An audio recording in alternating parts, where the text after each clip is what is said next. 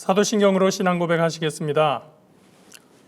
전능하사 천지를 만드신 하나님 아버지를 내가 믿사오며 그 외아들 우리 주 예수 그리스도를 믿사오니 이는 성령으로 잉태하사 동정녀 마리아에게 나시고 본디오 빌라도에게 고난을 받으사 십자가에 못 박혀 죽으시고 장사한 지 사흘 만에 죽은 자 가운데서 다시 살아나시며 하늘로 오르사 전능하신 하나님 우편에 앉아 계시다가 저리로서 산 자와 죽은 자를 심판하러 오시리라.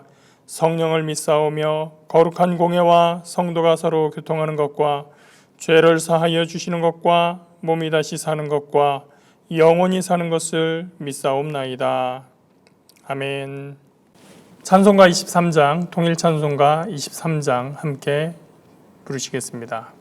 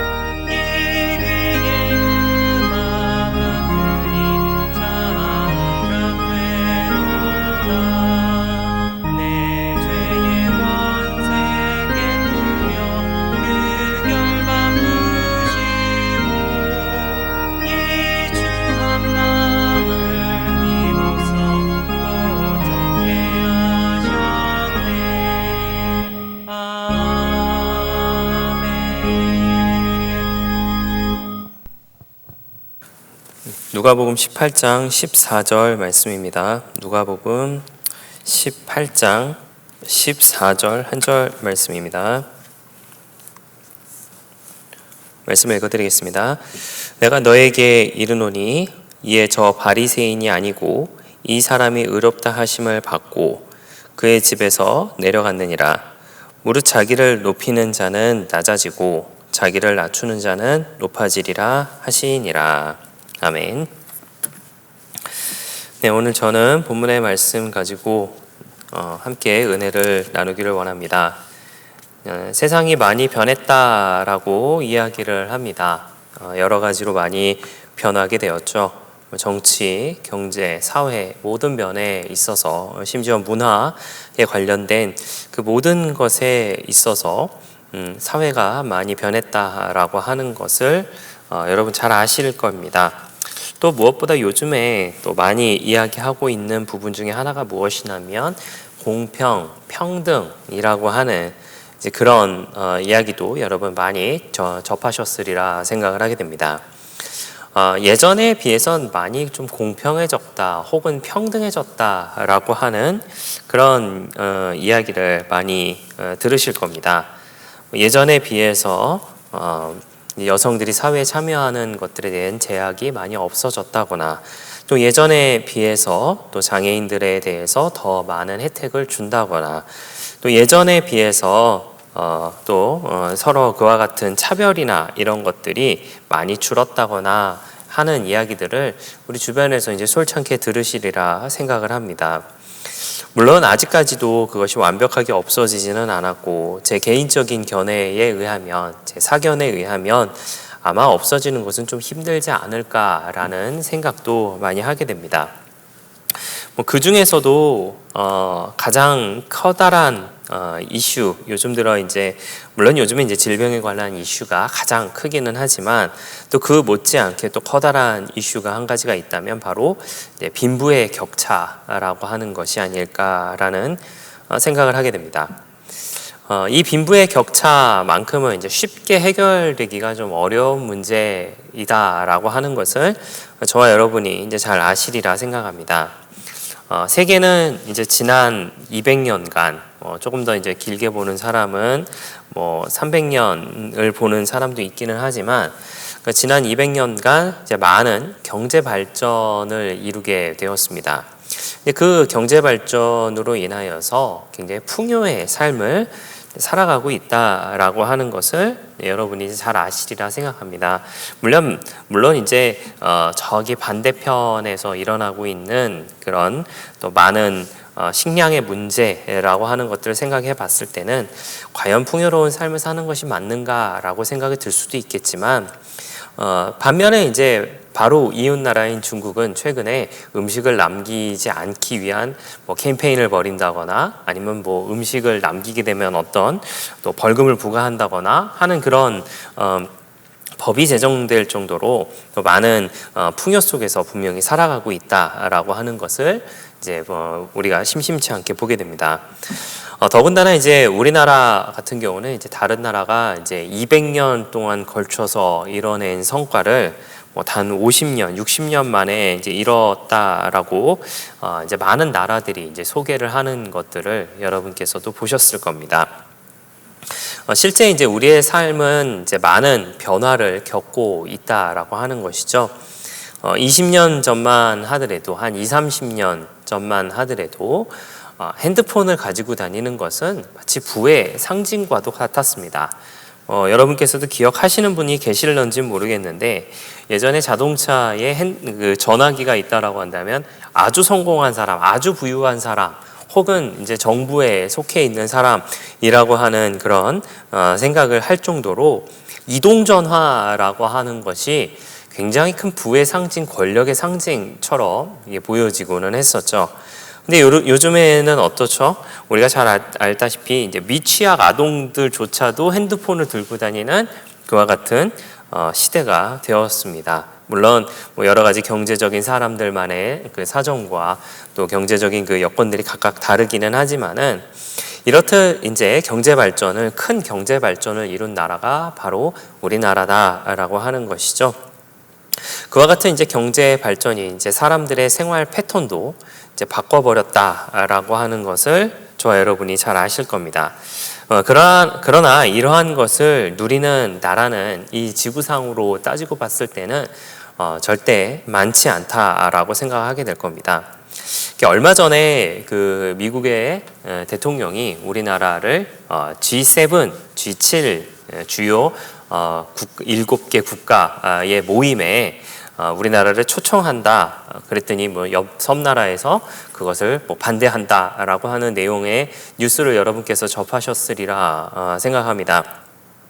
그 G7이라고 하는 것은 이제 주요 성장한 선진 국가들 혹은 이제 그 부유한 국가들 중에서 7개 나라가 모여서 이제 여러 가지 국제적인 현안을 함께 의견을 나누는 그런 회의인데 우리나라가 그곳에 이제 그곳에 속하다라기보다는 이제 초청을 받는 그런 상황이 됐었습니다. 말씀드렸다시피 이제 이웃 섬나라에서 그것을 이제 못마땅하게 여기고 또 안 좋게 생각하여서 이제 기자회견도 하고 성명도 낸 것을 우리가 보게 되는데 그것보다 조금 더 넓은 의미를 가진 그 회의가 있습니다. 바로 G20이라고 하는 회의인데 재밌게도 그 G20에 그 속해 있는 나라들의 전체 인구를 다 합쳐보면은 전 세계 인구의 66%를 차지한다라고 이야기를 합니다. 그런데 66%의 인구이지만은 경제에 대한 그 비중은 전 세계의 경제의 99%를 차지한다라고 이야기를 합니다. 20개 나라 혹은 이제 7개, 8개의 나라가 모여서 이제 여러 가지 이제 경제에 관련된 또 여러 가지 국제적인 관련된 이야기를 하게 되는데 전체 200여 개의 나라가 있는 이 지구상에서 20개 혹은 7, 8개의 그 나라들에 대한 모임이 20개로만 따지고 봤었을 때도 전체 부의 22%를 차지한다라고 이야기를 하는 것을 보면은 굉장히 놀라운 일이 아닐 수 없다라고 하는 것이죠. 20개만이라고 따지더라도 나머지 180개의 모든 경제력을 합쳐봐야 1%도 되지 않는다. 1% 정도밖에 되지 않는다라고 하는 그런 것들을 보면서 참 한 나라의 개인 간의 빈부의 격차도 있겠지만은 나라와 나라끼리의 그런 빈부의 격차도 어마어마하다라고 하는 것을 여러분께서도 이제 짐작하시리라 생각을 합니다. 어쨌든 우리나라는 그곳에 속해 있는, 그리고 혹은 그곳에 속할 수 있는 그와 같은 여건을 가진 나라다라고 하는 것이죠. 우리가 개인적으로 생각을 하기에, 또 전체적인 대의적으로 생각을 하기에 그것은 기뻐할 만한 일이다라고 하는 것은 분명한 것 같습니다. 우리나라가 국제적으로 위상이 올라가고 또 나눠주는 나라가 되며 또 그 가운데에 영향력 있는 나라가 된다라고 하는데 누가 싫어하겠습니까? 당장 저부터도 굉장히 기분이 좋게 되는 그와 같은 상황이다라고 하는 것이죠. 그런데 이제 얼마 전에 이제 친구 사역자들하고 이런저런 얘기를 하다가 그 비슷한 얘기를 좀 꺼내게 되었습니다. 그랬더니 그 친구 사역자가 저한테 이런 이야기를 하더라고요. 그런데 그게 나랑 무슨 상관이냐라고 하는 것이었어요. 그 이야기는 그것에 대해서 부정적으로 생각을 한다, 혹은 그것에 대해서 나쁘게 생각을 한다라고 한다라기보다는 나라는 잘 살게 되고 있는데, 잘 사는 것처럼 보여지게 되는데 나 개인은 굉장히 큰 어려움과 또 여러 가지 힘든 여건을 가지고 살아간다라고 하는 것이었습니다. 특히 요즘에 이제 코로나19로 인하여서 모든 것이 얼어붙은 이런 상황 가운데에서는 정말로 큰 어려움이 아닐 수도 없다라고 하는 것이죠. 나라는 무슨 경제 발전을 얼마나 하였네, G7에 들어가네 마네, 이런 것들로 인하여서 보게 되지만 당장 지금 걱정되는 것은 이번 달에 월급이 잘 나올까, 이번 달 카드 값은 어떻게 메울까, 이번 달 핸드폰 요금은 과연 낼 수 있을까, 관리비는 또 얼마나 나올까, 그런 거 내는 것만으로도 벅차다. 근데 결국 내 통장에 남는 것은 별로 없다. 아니, 없으면 다행이지만 마이너스다라고 하는 그런 것들을 생각을 해보게 되었을 때에 나라는 발전해 가면서 나라의 위상은 높아져 가는데 나 개인의 그런 생활은 점점 더 힘듦과 어려움 가운데 처해져 가고 있다라고 한다면 나라의 발전과 풍요라고 하는 것이 마치 나 개인 자신에게는 무의미한 것처럼 보일 수도 있다라고 하는 것이죠. 얼마 전 또 뉴스를 통하여서 몇 년도까지 이제 군인들 월급, 우리나라는 징병제 국가지 않습니까? 군인들 월급을 이제 월 100만 원까지 올리는 방안을 추진한다라고 이야기를 한 뉴스가 있었습니다. 그러면서 이제 제가 이등병이었을 때를 좀 생각을 해보게 되었었는데, 생각해 보니까 요즘 그 군 생활을 2년을 안 하고 있기 때문에 그냥 쉽게 생각해서 2년으로만 잡는다고 하더라도 월 100만 원이 나오게 되면 정말 바득바득 모으게 되면은 한 2천만 원까지도 모을 수 있지 않을까라는 정도로 굉장히 큰 돈이다라는 생각을 좀 해보게 되었었습니다. 이제 말씀드린 것처럼 이제 그러면서 이제 제가 이등병이었을 때를 생각을 해보니까 제가 이등병이었을 때는 9,900원을 받았었던 기억이 있거든요. 10,000원이 채 되지 않았었죠. 근데 또 생각을 해보면은 저희 아버지께서 군대 생활을 했을 때 월급이 얼마였느냐? 이등병이셨을 때 월급이 100원이었다라고 말씀하신 것을 좀 듣게 되었습니다. 물가에 오르는 것들, 그런 것들을 생각을 하고 또 여러 가지 복지 시설이라고 하는 것들을, 복지에 대한 어떤 그런 것들이 많이 향상됐다라고 하는 것을 감안해 보더라도 100원과 100만 원은 굉장히 큰 차이가 있다라고 하는 것이죠. 물론 말씀드린 것처럼 물가가 그만큼 오르게 되었고 또 더 많은 어떤 복지에 관련된 시스템들이 많이 갖춰져 있는 것이 요즘이기는 합니다. 그러나 제가 말씀드리고 싶은 것은 분명 우리나라는 그 G20에 속해 있는, 또 이제 G7에 들어가느냐 마느냐라고 할 정도로 명실상부한 경제대국이다라고 하는 것이죠. 명실상부한 영향력 있는 나라가 되었다라고 하는 것입니다. 그런데 그런 우리나라를 살고 있는 저와 여러분 행복하게 살고 계십니까? 우리나라의 행복 지수가 전 세계 61위입니다. 물론 많은 나라들이 있기 때문에 61위라고 하는 것은 그렇게 낮지는 않은 것 아닌가라고 생각을 할 수도 있습니다. 그런데 이거는 어떻게 생각하십니까? 예전에도 한번 말씀드렸던 부분인데 우리나라는 OECD에 가입되어 있는 국가임에도 불구하고 자살률이 세계 1위인 나라입니다. 제가 몇 년 전에 이 내용을 소개를 해드렸었는데 설교를 준비하면서 다시 찾아보니까 여전히 자살률 1위인 나라가 바로 대한민국이다라고 하는 겁니다. 결국 우리는 부한 나라에 살아가고 있는데, 부자인 나라에 살아가고 있는데 굉장히 가난한 사람들이다라고 하는 생각을 떨쳐버릴 수가 없었습니다. 그 가난이라고 하는 것은 빈부의 격차가 될 수도 있습니다. 잘 사는 사람들은 너무 잘 살고 있고 못 사는 사람들은 너무 못 살고 있는 그와 같은 빈부의 격차라고 우리가 생각할 수도 있습니다.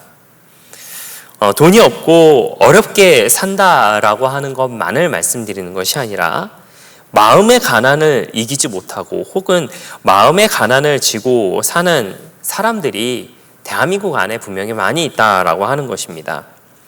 그것은 저일 수도 있고 그것은 여러분일 수도 있습니다. 또 그것은 내 주변의 이웃일 수도 있고 또 그것은 내 주변의 친구일 수도 있고 내 가족일 수도 있다라고 하는 것이죠. 그러나 예수님은 그런 우리를 위하여 오셨고 우리의 가난도 대신 짊어지셨다라고 하는 표현을 분명히 하고 계십니다. 고린도전서 15장 43절 말씀에 보면 이런 말씀이 있습니다. 욕된 것으로 심고 영광스러운 것으로 다시 살아나며 약한 것으로 심고 강한 것으로 다시 살아나며 라고 하는 표현을 하고 있습니다. 또 야고보서 2장 5절 말씀에 하나님이 세상에서 가난한 자를 택하사 믿음이 부요하게 하시고 또 자기를 사랑하는 자들에게 약속하신 나라를 상속으로 받게 하지 아니하셨느냐라고 소개를 하고 있습니다. 예수님은 우리에게 부유하면서도 가난한 저와 여러분에게 가난한 부유에 대해서 보여주신 것이 무엇이며 우리에게 바라는 것이 무엇인지에 대해서 우리가 한번 생각해 보는 시간을 가졌으면 좋겠습니다. 첫 번째로 나누고자 하는 것은요, 예수님은 예수님의 가난을 보여주셨다라고 하는 것입니다. 바울은 고린도 후서 8장 9절 말씀에 이런 말씀이 이렇게 이야기합니다. 우리 주 예수 그리스도의 은혜를 너희가 알거니와 부요하신 이로써 너희를 위하여 가난하게 되심은 그의 가난함으로 말미암아 너희를 부요하게 하려 하심이라라고 이야기를 하고 있습니다. 이 말씀은 사실 이 말씀은 이제 헬라인이었던 그리스도인들에게 유대인 그리스도인들을 구제해 달라고 하는 어떤 하나의 호소문이라고 볼 수 있습니다. 그러나 그 바울은 예수님의 가난함을 이야기를 하고 있습니다. 예수님의 그 자발적 포기로 인하여서 우리에 대한 구원을 언급하고 있다라고 이야기할 수 있습니다. 우리가 아는 바와 같이 예수님은 하늘의 부요함을 가지고 계셨던 분입니다. 그 하늘의 부요함을 버리시고 가난한 집에서 태어나셨다라고 하는 것이죠. 그 증거로 이제 요셉과 마리아는 가난한 자들을 위한 율법 규정에 따라 어린 양 한 마리와 비둘기 한 마리 대신에 비둘기 한 쌍을 가지고 하나님 앞에 제사 드리고 했던 모습을 보여주게 됩니다. 또한 주님이 공생의 기간에서도 집도 소유도 없이 지냈다라고 하는 것은 우리가 성경을 통해서 잘 알고 있는 사실이다라고 하는 것이죠. 한 번은 주님께서 이런 말씀을 하셨습니다. 여우도 굴이 있고 공중에 새도 집이 있는데 인자는 머리 둘 곳이 없다라고 이야기하신 부분이 있습니다. 물론 신학적 내용에서는 더 깊은 내용이 분명히 존재하지만은 정말 예수님은 아무것도 가지지 않은 채로 그 사역을 감당하신 것을 우리가 보게 됩니다. 하물며 주님은 빌린 배를 가지고 그 빌린 배에서 가르치셨습니다. 또 빌린 말을 타고 예루살렘에 들어가셨습니다. 이렇듯 주님은 참 가난한 삶을 살으셨습니다. 가난한 삶을 살게 되었었는데 예수님만 가난하게 살았느냐? 아니, 예수님을 따르던 제자들 모두도 가난하게 살았다라고 하는 것입니다. 그렇다면 왜 주님은 그렇게 가난한 생활을 했느냐라고 하는 겁니다. 지금 제 이야기를 함께 듣고 계시는 여러분께서 거부감을 가지실 수도 있습니다. 그래서 어쩌란 말입니까? 우리도 예수님처럼 가난해지란 말씀입니까? 라고 하실 수도 있겠지만, 제가 드리는 말씀은 우리도 예수님처럼 가난하게 됩시다 라고 하는 것을 말씀드리는 것은 결단코 아니다 라고 하는 겁니다. 주님의 제자들 모두 가난하게 살았다라고 말씀을 드렸는데, 주님은 그렇게 가난한 생활을 한 이유가 과연 무엇이겠느냐라고 하는 것입니다. 많은 사람들이 모여서 들었기 때문에 아마 많은 기부금도 받을 수도 있었을 거예요. 그리고 많은 후원금이 분명히 있었을 수도 있습니다. 우리가 잘 알다시피 요즘 정치인들을 보면은 정치인들의 비하 발언이 아니라 어떤 정치적 후원금을 받아야지만 정치 활동을 하게 됩니다. 무언가 일을 하려면 후원금, 자금적인 것이 따르지 않으면 결단코 그 모든 일을 행할 수 없는 것이 현재의 모습이다라고 하는 것이죠. 그거는 지금뿐만 아니라 예전에도 마찬가지였다라고 하는 겁니다. 근데 여러분, 우리가 한번 생각을 해보면 좋을 것 같습니다. 예수님께서 기부금을 받으셨을까요? 안 받으셨을까요? 성경에는 정확하게 나와 있지는 않지만은 아마 제 개인적인 생각에는 안 받으시지 아니했을까라는 생각을 많이 하게 됩니다. 왜냐하면 예수님은 정치적 행보를 하지 않으셨다라고 하는 것이죠. 또 가장 중요한 것은 무엇이냐? 굳이 받으실 필요가 없지 않았느냐라고 하는 것입니다. 왜 굳이 받을 필요가 없었느냐? 여러분, 우리가 잘 알다시피 예수님께서는 여러 가지 기적의 사건들을 보여주셨습니다. 많은 기적의 사건들을 보여주셨는데 이런 것들을 한번 생각해 보시면 좋겠습니다. 오병이어의 기적의 사건을 우리가 생각을 해 보시길 바라요. 물고기 2마리와 보리떡 5개로 인하여서 많은 사람들을 먹이게 되고 12바구니를 남기게 되는 기적을 베푸신 것이 바로 예수님이십니다. 예수님이신데 여러분, 이런 기적은 어떨까요? 한 데나리온을 가지고 수백 달란트를 만드시는 기적은 어떨까요? 못하셨을까요? 아니요, 분명히 하실 수 있었을 겁니다. 한번 우리가 기억해보면, 요즘을 사는 우리로 한번 생각해보면 좋을 것 같아요. 100원짜리 하나로, 지금 저에게 100원짜리가 있는데, 이 100원짜리 하나로 어딘가에 놓고 난 다음에 그 100원짜리가 수백 개가 되고, 수천 개가 되고, 수만 개가 되어서 100만 원이 되고, 1000만 원이 되고, 1억이 되고, 10억이 되고 하는 기적을 베풀 수 있다라고 여러분 생각을 해보세요. 예수님 못하셨을까요? 아니요, 하실 수 있는 분이었습니다. 그런데 예수님은 하지 않으셨다라고 하는 겁니다. 자, 이것을 우리가 기준으로 생각을 해봤을 때에 예수님의 가난을 우리가 기억해 보면 좋겠습니다. 예수님께서는 못 가지신 것이 아니라 안 가지신 것이었다라고 하는 겁니다. 가질 수 있는 분이셨지만 가지지 아니하셨다라고 하는 것이죠. 좀 더 정확하게 말씀을 드리자면 예수님께서는 버리신 것입니다.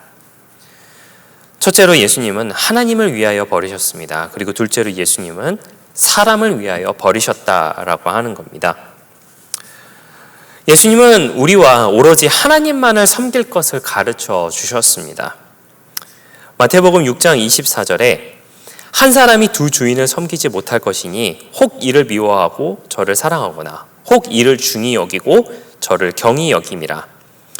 너희가 하나님과 재물을 겸하여 섬기지 못하느니라 라고 말씀하고 계십니다.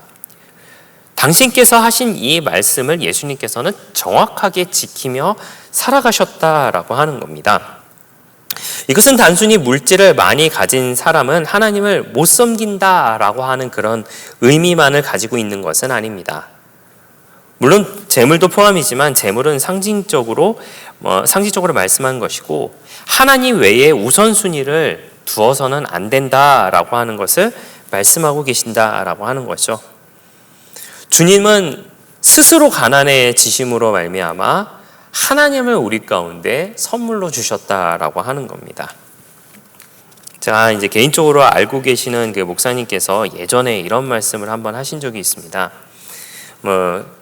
결혼 직후에는 1순위, 당신의 그 사모님께서 결혼 직후에는 1순위가 하나님이셨고 2순위가 남편이었는데 이 자녀가 생기고 나니까 1순위가 하나님이 되고 2순위가 자녀가 되고 3순위가 자신이 되었다라고 하는 그런 이야기를 한번 하신 적이 있었는데, 사실 그 얘기를 처음 들었을 때가 벌써 한 거진 20년 전이었기 때문에 그때는 잘 이해가 되지는 않았었지만, 이제 그 하나님을 더욱더 이제 깊이 좀 알게 되고 또 그 가운데 많은 생각을 하고 난 후에는 그 이야기가 조금 더 이해가 된다라고 하는 그런 말씀을 하신 적이 있었습니다. 예수님은 우리를 위하여서 가난해지셨습니다. 그렇다면 우리는 일부러 가난해지지는 않더라도 적어도 우선순위를 하나님께, 예수님께 두어야 되지 않겠느냐라고 하는 겁니다. 그것이 더 큰 행복을 주는 방법임을 가르쳐 주신 겁니다. 우리는 행복해지려고 물질을 구한다라고 이야기합니다. 그러나 그 행복의 근원도 하나님이시다라고 하는 것을 저와 여러분이 이해해야 되고 또 반드시 알아야 될 부분입니다. 하나님을 소유한 자만이 진정한 행복을 소유할 수 있다라고 하는 것을 예수님께서는 몸소 보여주셨다라고 하는 겁니다. 우선순위를 하나님께 두는 저와 여러분이 되시기를 예수님의 이름으로 부탁을 드리겠습니다. 그리고 두 번째로 나누고자 하는 것은요, 가난하신 주님은 부유하셨다라고 하는 겁니다. 앞서 예수님은 하나님을 위하여 가난해지셨고 우리를 위하여 가난해지셨다라고 말씀을 드렸습니다. 그리고 그것은 자발적인 가난이었다라고 하는 것을 말씀을 드렸습니다. 그런데 그런 예수님은 분명 부유하신 분이었다라고 하는 부분을 여러분 우리가 반드시 알아야 될 부분입니다. 이 문제에 대해서는 이제 크게 물질적인 부분과 이제 비물질적인 부분으로 나눠지게 되는데, 물질적인 부분은 이렇습니다. 앞서 이제 그 대지에서도 잠깐 말씀드렸다시피 주님은 원하시면 언제든지 얻으셨다라고 하는 겁니다. 자, 먼저 이제 우리가 잘 알고 있는 여러 가지 사건들 중에 한 가지, 가나의 혼인잔치에 대한 사건을 한번 우리가 보도록 하겠습니다. 이 포도주가 떨어지자 이제 사람들이 굉장히 당황해 하였죠. 그때 이제 돌 항아리 6개에 물을 채우게 됩니다. 그리고 그것을 다시 떠서 가져다 줍니다. 어찌 되었나요? 다시 포도주가 되었습니다. 근데 어떤 포도주가 되었죠? 아주 질 좋은 포도주가 되었다라고 하는 겁니다. 또 앞서도 소개를 해드렸던 오병이의 기적을 한번 우리가 생각해 보길 바랍니다. 보리떡 5개와 물고기 2마리로 5,000명이나 되는 사람을 배불리 먹이고도 12바구니나 남는 기적을 보여주셨다라고 하는 것이죠. 한 목사님께서 예전에 이게 우스갯소리로 이런 말씀을 하신 적이 있습니다. 예수님은 금융권에서는 일을 하면 안 된다라고 하는 이야기를 하신 적이 있어요. 그 뭐냐 이렇게 들어보니까 뭐 요즘에 이제 금리를 따져보면은 이제 굉장히 적게 되죠. 예, 뭐 2%가 되면은 이제 굉장히 높은 비율의 이자다라고 이야기를 합니다. 100만 원을 예치를 해놓으면 2만 원의 이자가 생기는 게 굉장히 큰 이자다라고 이야기할 정도로 이야기를 합니다.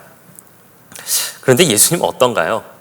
예수님은 제일 적은 이자가 3,000%입니다. 30배, 60배, 100배라고 말씀을 하시니까 제일 적은 프로가 3,000%다라고 하는 것이죠. 말이 3,000%지 어마어마한 수치다라고 생각합니다. 그래서 3,000%가 되니까 나만 할 것이 없을 것이다 라고 한번 예전에 한 목사님께서 우스갯소리로 하신 적이 있었습니다. 다시 이제 앞서 소개해드렸던 가나의 혼인잔치와 오병이의 기적에 대한 내용으로서 우리가 생각해 보는 것은 일련의 사건들을 보면서 이런 생각을 좀 해보게 되었습니다. 도대체 그것들이 어디서 났을까라고 하는 겁니다. 그것들이 어디서 났을까요? 물론 유에서 더 많은 유를 창조해내신 것은 분명합니다. 물로 인하여서 포도주를 만들었는데 그 포도주가 더욱더 극상품의 포도주가 되었다. 보리떡 5개와 물고기 2마리로 인해서 5,000명이나 되는 사람이 먹고도 엄청나게 더 많이 남았다. 있는 것을 더욱더 부풀려지게 되었다라고 하는 것입니다. 근데 중요한 것은 무엇이냐? 원래 그것이 주님 것은 아니었는가라고 하는 겁니다. 원래 예수님은 부자였습니다. 그것도 우리가 상상하는 것 이상의 어마어마한 부자였습니다. 전 우주가 예수님 것이고 우리가 알고 있는 모든 것이 예수님 것이고 우리가 모르는 모든 것이 다 예수님 것이었다라고 하는 겁니다. 그런데 그 예수님께서 그 모든 것을 다 가지신 예수님께서 무엇을 하셨느냐? 바로 버리셨다라고 하는 겁니다. 왜 버리셨나요? 더 큰 하나님을 섬기기 위하여서 그리고 저와 여러분에게 나눠주기 위하여서 버리셨다라고 하는 겁니다. 그러나 주님의 부유함은 물질에서 끝나지 않습니다. 비물질적으로도 아주 부유하셨던 분이 바로 예수님이었다라고 하는 겁니다. 예수님은 물질보다 더 소중하고 또 더 중요한 것을 가지고 계셨다라고 하는 건데 첫 번째로는 예수님은 하나님을 소유한 분이셨다라고 하는 겁니다. 앞서 말씀드린 바와 같이 예수님은 가난한 생활을 하셨습니다. 그 이유는 하나님으로 인하여서 만족했기 때문이다라고 하는 겁니다. 하나님으로 인하여서 만족하는 것. 자, 우리가 잘 알고 있는 부분이지만 또 이렇게 살아야지라고 하는 부분이지만 사실 가장 안 되는 부분이 어쩌면 이 부분일지도 모르겠습니다. 찬양으로도 있죠. 주님 한 분만으로 나는 만족해. 그런데 실상으로는 더 많은 것을 필요로 하고 또 다른 것을 필요로 하며 다른 길을 원하는 것이 어쩌면 저와 여러분의 모습은 아닌가라고 하는 겁니다. 철저하게 예수님은 하나님 한 분만으로 만족하는 분이었고 철저하게 예수님은 하나님을 소유한 분이었다라고 하는 겁니다. 두 번째로는 예수님은 교회를 소유하셨습니다. 이것을 다른 말로 말씀을 드리자면 사람을 소유하셨다라고 하는 겁니다. 물론 주님은 십자가를 지셨을 때 많은 사람들이 떠나갔습니다. 그리고 가장 총애하였던 그 제자였던 베드로조차도 예수님을 부인하게 되는 사건을 우리가 성경을 통해서 접하게 됩니다. 그러나 그 후에 어찌 되었습니까? 예수님을 전하는데 목숨도 거는 사람들이 되었습니다. 그리고 그 씨앗은 오늘날 열매가 되어서 맺어지고 있습니다. 그 열매가 무엇입니까? 바로 저와 여러분이 바로 그 열매다라고 하는 것이죠. 그런데 우리는 좋은 열매인지 아니면 하품의 열매인지에 대해서도 저와 여러분이 생각해 보면 좋겠습니다.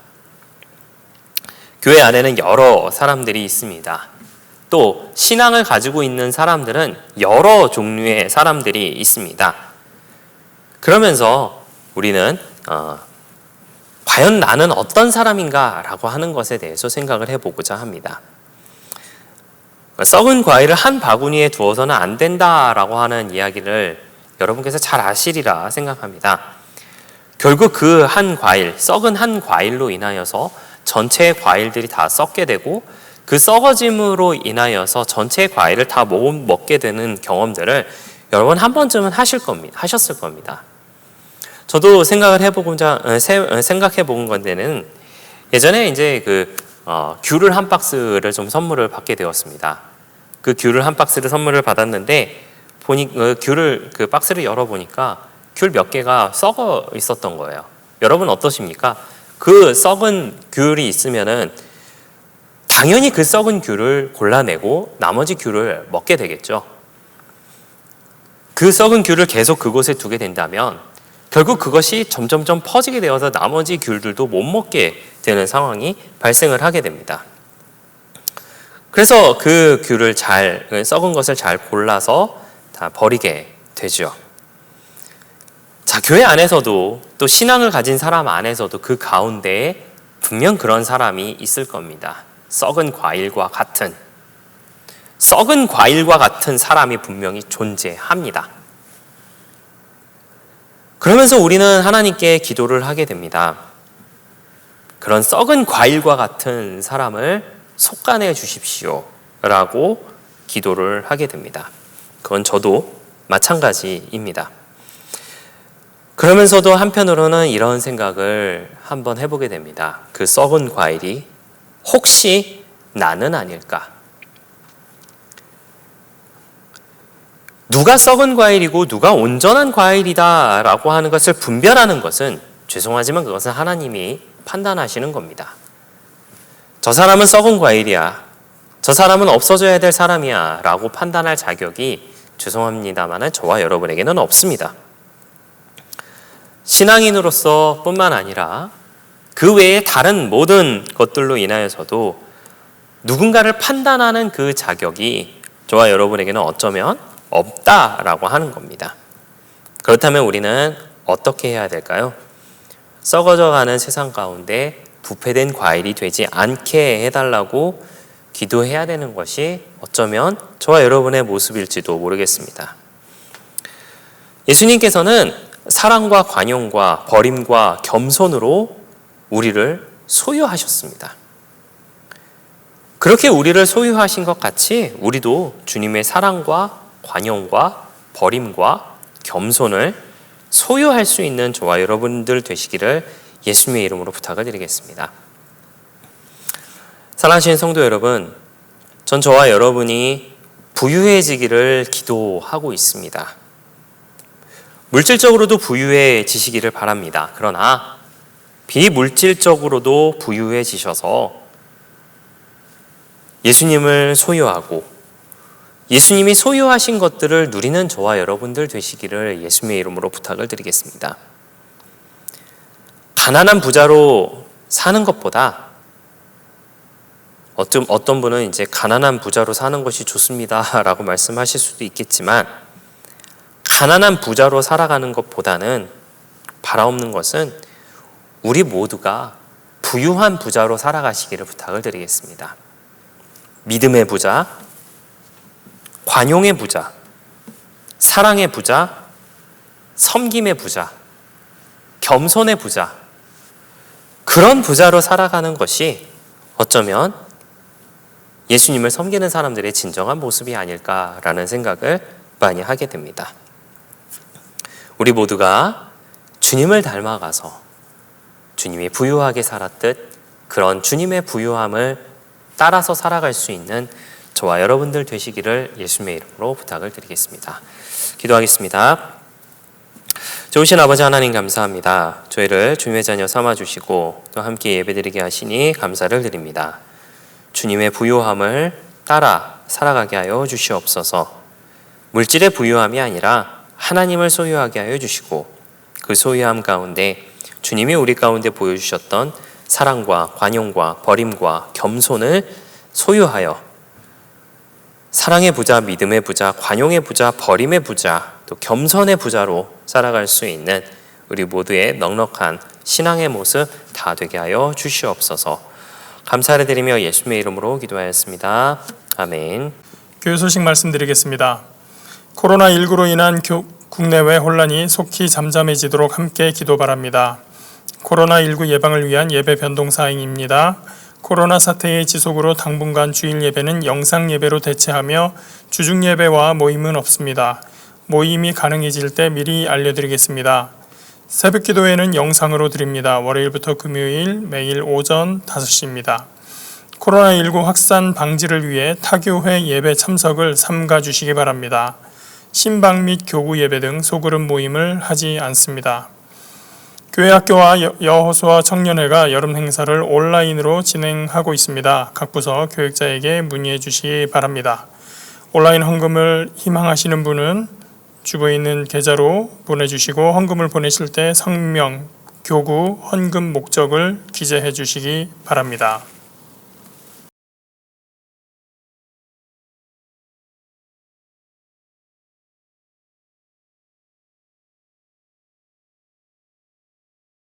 하늘에 계신 우리 아버지여, 이름이 거룩히 여김을 받으시오며 나라가 임하시오며 뜻이 하늘에서 이루어진 것 같이 땅에서도 이루어지이다.